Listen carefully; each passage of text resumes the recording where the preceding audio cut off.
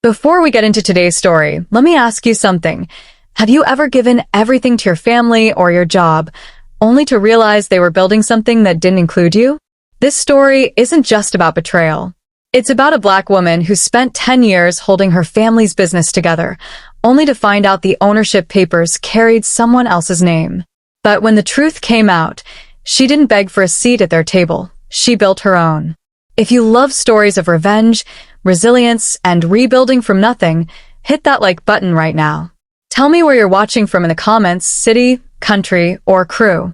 And don't forget to subscribe and turn on the bell, because every week, we drop stories that prove they can cut you out, but they can't cut out your purpose. My name is Danielle Brooks, 31 years old, and for most of my adult life, I believed I was working toward a shared dream, my family's fabrication studio, Brooks Custom Steelworks, in the heart of Riverton, Georgia. What I didn't know was that the dream had already been sold to my younger sister.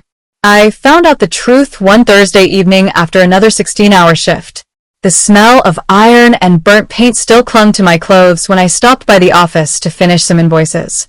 That's when I noticed a manila folder tucked beneath a stack of supplier forms. Across the front, stamped in red ink, were the words Private Transfer Agreement. I shouldn't have opened it, but curiosity and exhaustion don't mix well. Inside were legal documents signed and dated 3 months earlier. The papers showed full ownership of the company being transferred to Nina Brooks, my 27-year-old sister. My name wasn't anywhere on the documents except the employee list, right beneath maintenance lead. For 10 years, I'd run the production floor, scheduling welders, managing client orders, repairing the laser cutters, and handling every problem from overheating plasma torches to cranky suppliers. My father used to say I was the muscle and the math of the shop. The person who made sure deadlines were met and customers stayed happy. I worked 80-hour weeks, sometimes more, with no paycheck, just the promise of future ownership. Keep grinding, my parents always said. This business will be yours and Nina's together. Except it wasn't. When I confronted my reflection in the office window that night, I didn't see a co-owner in training. I saw a fool with welding burns on her forearms and nothing to show for them. Nina, on the other hand, barely touched a wrench. She'd breeze in around 11 each morning, latte in hand, scrolling through her tablet like she was allergic to sweat. My parents praised her modern business vision, which mostly meant curating the company's Instagram and posting selfies with captions like, "Our family's legacy in motion." Meanwhile, I was in the back room trying to stop a hydraulic leak. When my mother handed Nina a brand new SUV for client travel, I said nothing. When my father mentioned a paid consulting stipend for Nina's part-time presence, I swallowed my pride. But seeing that transfer agreement made every sacrifice I'd made, every skipped meal, every birthday missed, collapse into something bitter and sharp. I didn't cry. I didn't scream. I just folded the papers back into the folder, locked the office, and went home. That night, I lay in bed staring at the ceiling fan, remembering the first day I'd stepped into the shop after trade school. My grandfather, the founder, had stood beside me, teaching me how to listen to the rhythm of the machines. He used to say, "Metal doesn't lie, Danny. It tells you if you're doing it wrong." Apparently, people do lie, especially family. By dawn, I'd made up my mind. I wasn't going to give another hour to a business that treated me like free labor. The next morning, I drove to the shop before sunrise, wrote a short letter on company stationery, and left it on my father's desk. "I'm done. Good luck running this place without me."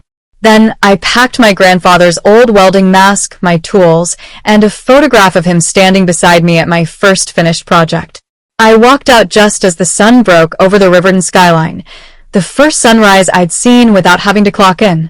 It felt like freedom wrapped in grief. 2 days later, my father called. His voice was rough, almost shaking. "Danny, where are you? You can't just walk out. Our biggest client's threatening to cancel." I let his words hang in the air for a moment before answering. "Let Nina handle it. She's the owner now, right?" Then I hung up. That click, that simple, final sound felt louder than any machine in that shop. By the next morning, my phone was exploding with missed calls.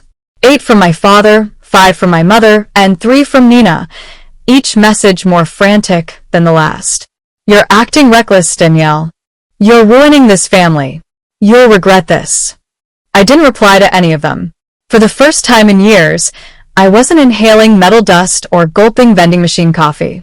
I was sitting on my friend Marcus's couch, staring at nothing and wondering what came next. 31 years old, no savings, no resume outside the family business, and a decade's worth of sweat equity that legally meant nothing. Marcus, an electrician with the local union, watched me pace the room. You gave them your youth, he said, shaking his head. Now you owe them nothing. You know that, right? I know, I whispered, but it still feels like I lost my entire life in there. That night, while I was half asleep on the couch, my father called again. I answered. Danny, please, our client from Harper Medical Systems is threatening to walk. They say no one can answer their questions, and the quality's slipping. We can't afford to lose them. Harper Medical accounted for nearly half our income. I had nurtured that contract for years, built their trust from scratch. Once upon a time, I would have dropped everything to fix it. Now, I just said quietly, let the new boss handle it, and ended the call. Silence on the line. Then the finality of hanging up. The next evening, I ran into my parents at a small diner near the river. My mother froze when she saw me.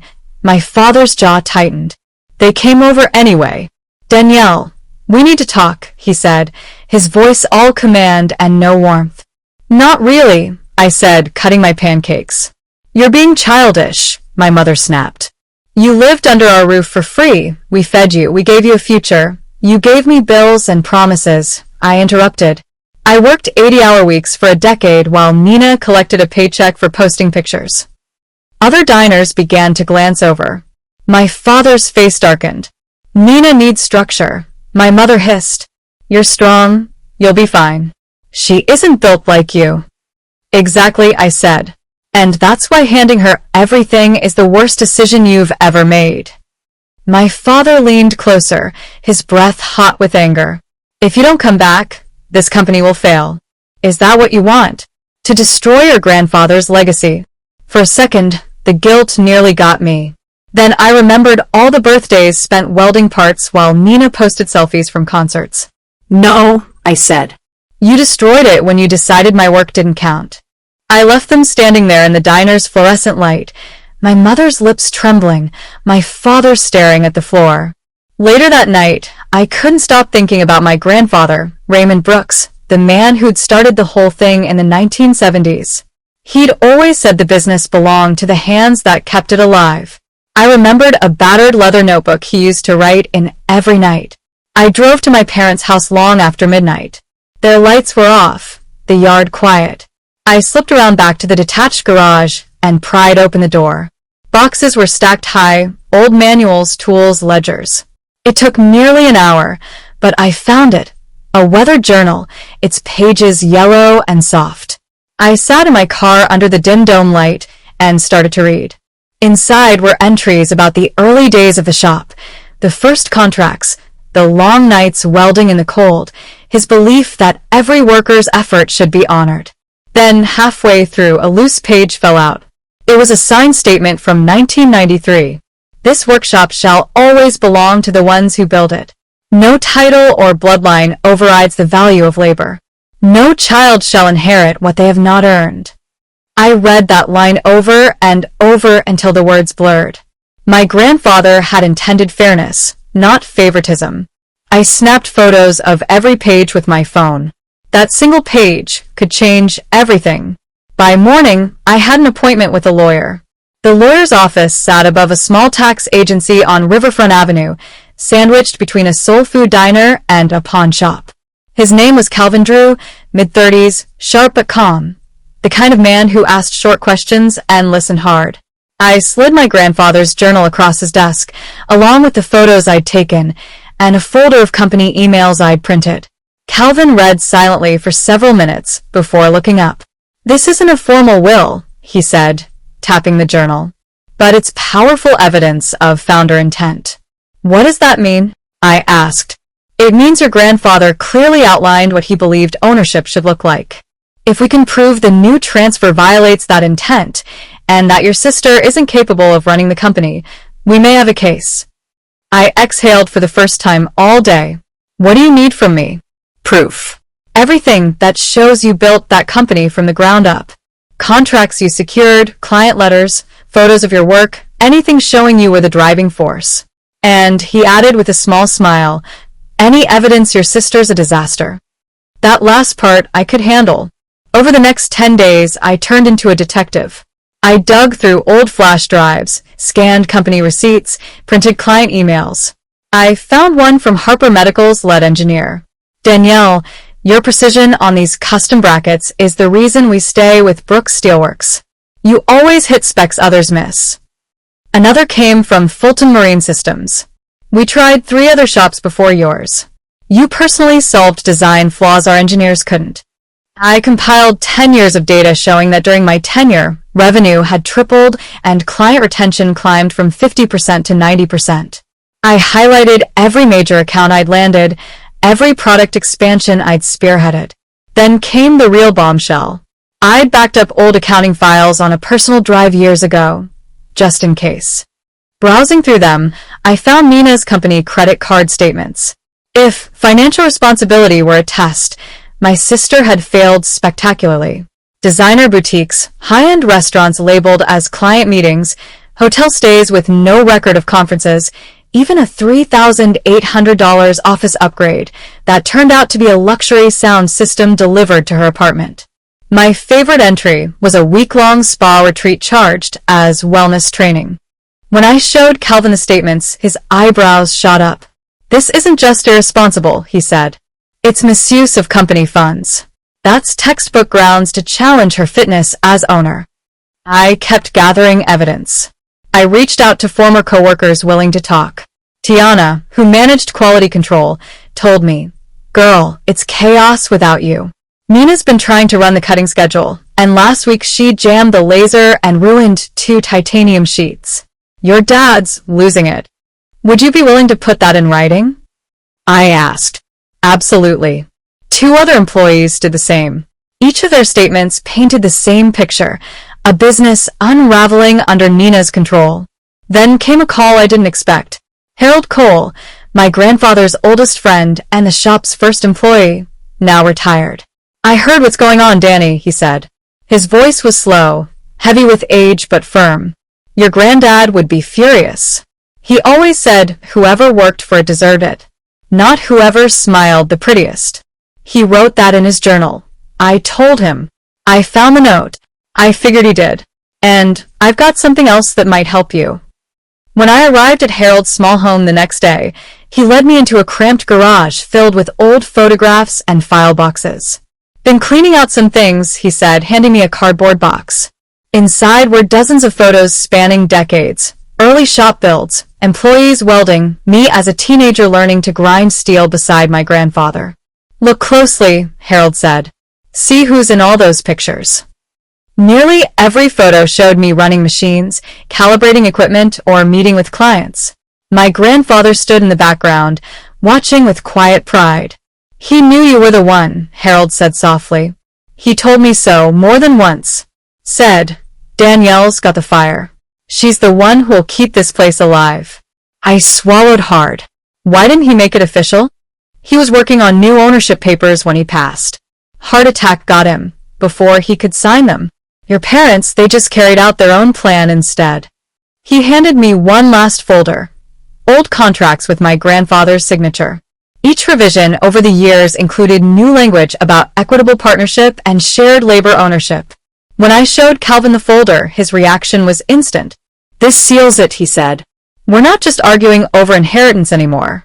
We're fighting to honor a founder's written philosophy. With the financial misuse, employee testimonies, and this history, we have a solid foundation." I nodded. "Then let's do it." Calvin leaned back, meeting my eyes. "This won't be easy. Your parents will paint you as bitter. Your sister will act like a victim. They'll say you're trying to tear the family apart. You ready for that?" I thought of all those nights welding until my hands shook, all those weekends I spent alone while Nina posted photos from rooftop lounges. "I was born ready," I said. file the suit. And 2 days later, he did. The lawsuit hit my parents' doorstep like a storm. 3 days after Calvin filed it, my phone lit up again, this time with threats. Dad, you've humiliated this family. Mom, you're throwing away your future. Nina, you'll regret this, Danny. You've always been jealous. I ignored them all. The silence that followed was louder than the machines I used to run. The hearing was scheduled for 3 weeks later at Riverton County Courthouse, an old brick building that smelled faintly of dust and linoleum polish. Calvin prepared me for everything, what to say, how to breathe, how to stay calm when they tried to break me. The night before, I didn't sleep. I kept seeing my grandfather's handwriting in my mind. No child shall inherit what they have not earned. When I arrived that morning, the sky was a dull gray. Marcus came with me for support. No matter what they say, he whispered, don't let them make you smaller than you are. Inside, my parents sat on one side of the courtroom with Nina and a high-priced attorney from Atlanta. My father looked carved out of stone. My mother wouldn't meet my eyes. Nina looked confident until she saw the folders Calvin carried. The judge, Honorable Mariah Benton, entered, a black woman in her early 60s, sharp, composed, and clearly not one for theatrics. She began, let's keep this brief and professional. I understand this concerns the Brooks family business, yes. Calvin rose first. Your Honor, this case centers on 2 questions. Who built Brooks Custom Steelworks, and whether its founder's written philosophy was violated by a secret transfer of ownership. He moved methodically through the evidence, my grandfather's journal, Harold's testimony, the photographs, the client emails. He showed how the company tripled its contracts during my tenure, how nearly every major client was one I'd brought in or maintained, and how my departure caused the shop's collapse within weeks. Then he displayed the financial records, projected on a large monitor for everyone to see. Here, he said, pointing with a laser pen, we have $3,800 labeled as office upgrade. This was a sound system shipped to Ms. Nina Brooks's apartment. Here, a $2,600 spa retreat marked employee wellness training. She attended alone. Over $60,000 in questionable charges, none tied to legitimate business expenses. The room went silent. My father shifted, his face pale. Nina looked like she wanted to vanish. The opposing attorney stood and tried to spin it. These were business development expenses. My client was improving the brand image. Calvin smiled slightly. Improving it for who? She lost the company's largest client within 2 weeks of her sister's departure. Then came testimony. Harold took the stand first. I worked beside Mr. Brooks when he built that shop. Danielle was there before sunrise most days. Her sister came in only when it was time for lunch. Mr. Brooks always said Danielle was his heir in spirit. Then Tiana, the quality manager, testified through trembling hands. We can't keep orders straight since she left. Nina misprogrammed the laser and cost us thousands. Danielle ran that floor like a clock. By the time I took the stand, my pulse was hammering. Calvin's questions were steady.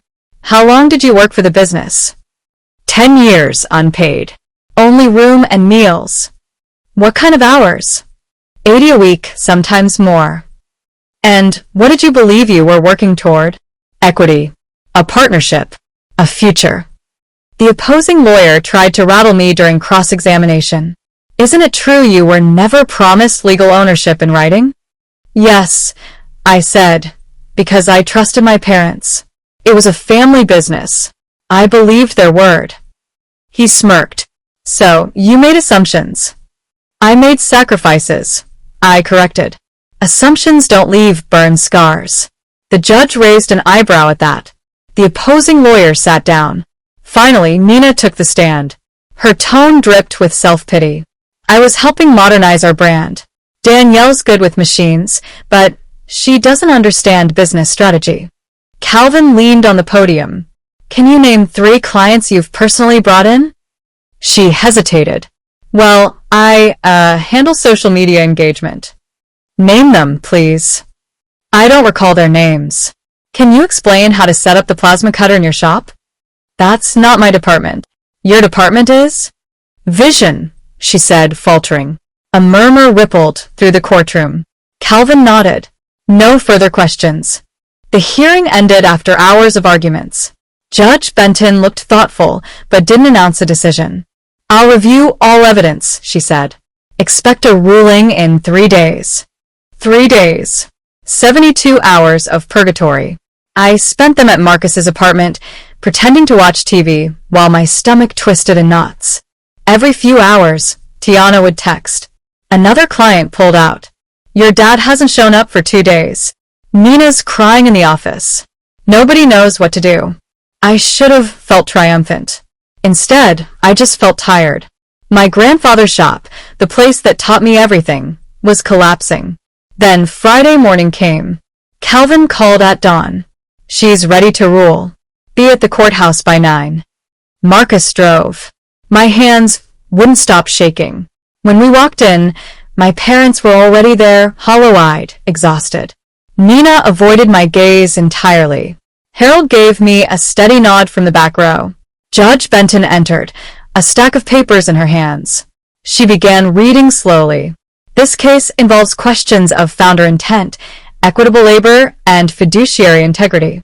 Having reviewed all evidence, I find that the founder of Brooks Custom Steelworks, Mr. Raymond Brooks, documented a clear philosophy that ownership must reflect contribution, not favoritism.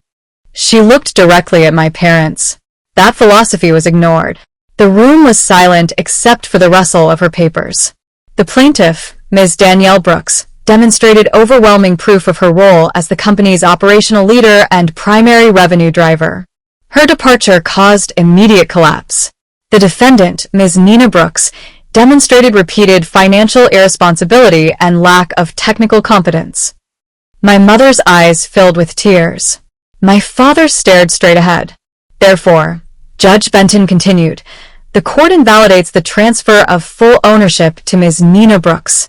However, given the company's debts and operational decline, the business shall be liquidated. After repayment of obligations and removal of misused funds, the remaining proceeds are to be divided equally between the sisters. Her gavel fell with a soft crack. I'd won and lost in the same moment. When the gavel fell, I didn't cheer. I just sat there, letting the weight of 10 years slide off my shoulders. It wasn't the victory I'd imagined, no fireworks, no apologies, just quiet justice and an ending. The business was sold within 2 months. A mid-sized fabrication company out of Savannah bought the equipment and client list. They kept a few employees, Tiana included, but everything else was dismantled. After debts and misuse reimbursements were handled, my share came to $52,000. Not enough to change a life, but enough to start one. I used part of the money to lease a small warehouse near the riverfront, just 6,000 square feet of concrete and dust. I called it Forge Line Works. The rest went into a used plasma cutter, a welding setup, and a second-hand lathe that screamed every time it started up. The first few months were hard. I worked alone, taking small repair jobs, custom gates, signage, one-off metal furniture. But word spread. People remembered me. Contractors I'd once helped quietly began calling again. One day, my phone rang. Danielle? This is Martin from Harper Medical. Heard you're running your own operation now. My pulse quickened. That's right. We'd like to move a few prototype projects your way.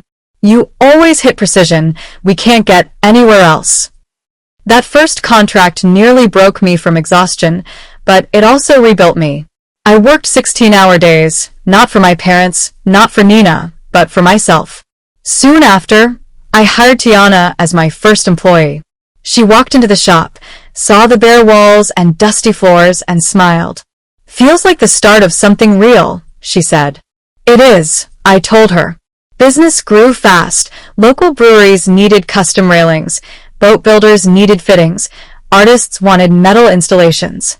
My name started showing up on invoices and emails. 6 months later, Harper Medical gave me a permanent contract. Forge Line doubled in size by year's end. I wasn't rich, but I could finally breathe. One afternoon, while organizing the new office, I found my grandfather's journal again. I set it on the workbench beside the old welding helmet he'd given me. The sunlight from the high window hit the cover just right, dust motes glowing like sparks. I opened to the page that had changed my life. The work makes the person, and the person who does the work deserves the reward. I smiled, running my thumb across the words. "You'd be proud, Grandad," I said softly. A knock on the door startled me. It was Janelle, a local architect I'd been collaborating with for a few months. "You ready to grab lunch?" she asked, smiling the way people do when they mean more than they say. "Yeah," I said, flipping the journal shut. "Let me turn off the lights." Outside, the sky was bright, the air full of that metallic tang I used to hate but now loved. The smell of creation, not captivity. I looked back at my small warehouse, the hum of machines, the faint music of progress, and felt something I hadn't in years. Peace. My parents and I haven't spoken since the court ruling. Nina moved to Atlanta. Rumor says she's managing a boutique and pretending the whole thing never happened. That's fine. Let her rewrite her version of the story. I have mine, and mine is written in steel. Every weld, every cut, every contract under my name is a new beginning forged from betrayal. Because when they tried to hand my future to someone else, I didn't beg to get it back. I built my own. And that's how it all came full circle. The shop that once broke me became the fire that built me. I lost a family business, but gained a life that was truly mine. Sometimes freedom doesn't come as a gift. It comes as a reckoning. If you've ever poured your whole heart into something that wasn't yours, remember, you can always forge a new future from the scraps they left behind. Now I want to hear from you. Have you ever been overlooked or underestimated, only to prove everyone wrong? Share your story in the comments below. If Danielle's journey hit home, tap that like button, subscribe for more powerful comeback stories, and turn on notifications so you don't miss the next one. Because every week, we bring you true-to-life stories of Black resilience, reinvention, and rising again, forged in fire and built to last.